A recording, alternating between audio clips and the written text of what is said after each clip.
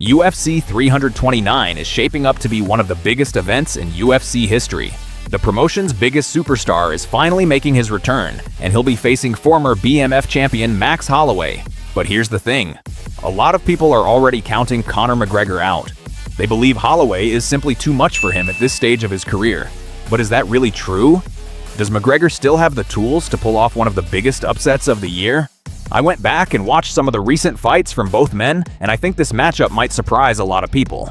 And before we wrap things up, I'll also show you who Ilia Topuria and Demetrious believe will win this fight, so sit back, relax, and let's break down Conor McGregor versus Max Holloway 2.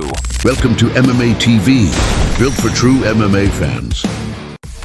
What's up everyone, I'm Zach from MMA TV, your home for UFC and MMA content, bringing you new videos almost every day.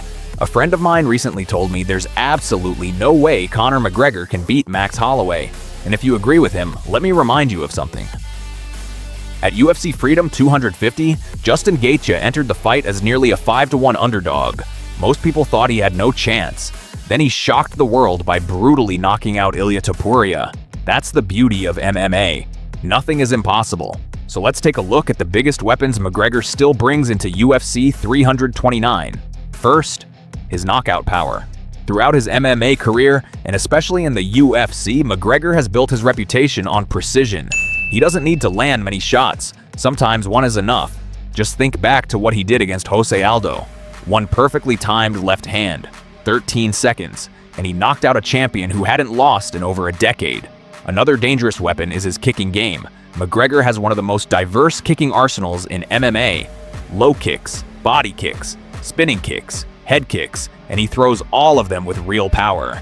That variety could create plenty of problems for Holloway. The weight class is another factor worth considering.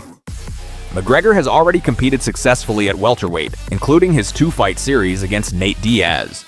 He lost the first fight, but came back to win the rematch. For Holloway, though, this is still relatively new territory. He spent most of his career competing at featherweight and lightweight.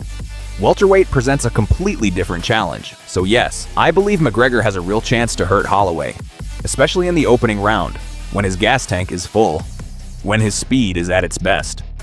And before Holloway has fully adjusted to everything McGregor is bringing into the fight. But now it's only fair to talk about the other side. If this fight gets past the first round, McGregor's chances begin to drop significantly. 5 years away from competition. No high-level fights. That kind of layoff creates what's commonly known as cage rust, and cage rust is very real. While McGregor has traditionally slowed down as fights go longer, Holloway is almost the exact opposite. The deeper the fight goes, the stronger he becomes. His pace keeps increasing, his volume keeps rising, and so do his chances of finding a finish. Max Holloway is one of the highest volume strikers the UFC has ever seen. To put that into perspective, he holds the record for the most significant strikes landed in a single UFC fight, 445. And that's not even his most impressive record. Holloway also owns the record for the most significant strikes landed in UFC history, over 3,600 significant strikes, more than 1,200 ahead of Sean Strickland, who sits in second place. Those numbers are simply unbelievable. Holloway's biggest weapon has always been his boxing. Fast combinations, constant pressure, relentless volume. He slowly breaks opponents down until they simply can't keep up anymore. But in this matchup, I actually think his kicking game could make the biggest difference. Dustin Poirier showed that calf kicks can be extremely effective against McGregor. Conor's wide stance makes his lead leg an easy target. And because so much of his striking depends on movement, timing, and footwork, damaging that lead leg could completely change the fight. Holloway has also developed a much more complete kicking game over the years. One technique I think we'll see a lot is the oblique kick. The same kick McGregor used several times in their first fight. It's a great way to manage distance, disrupt rhythm, and limit your opponent's movement. Considering McGregor also has the longer reach, controlling that distance will be extremely important for Holloway.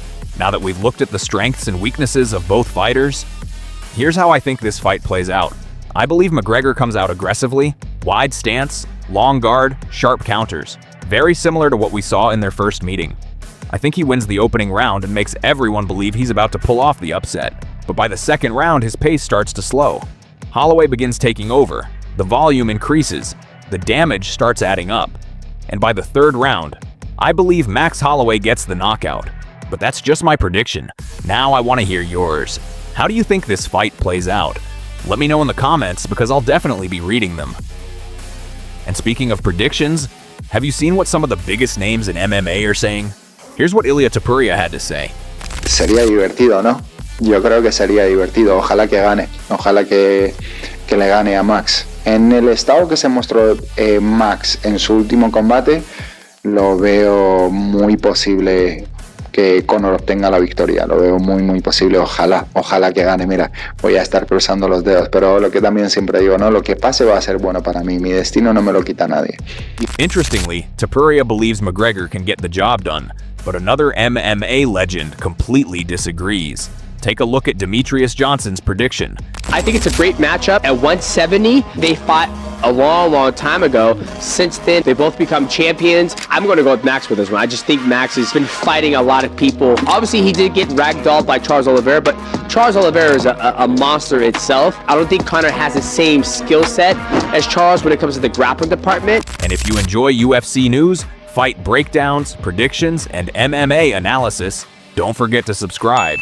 We're just getting started the channel, but there's a lot more content coming soon. Thanks for watching. See you in the next one.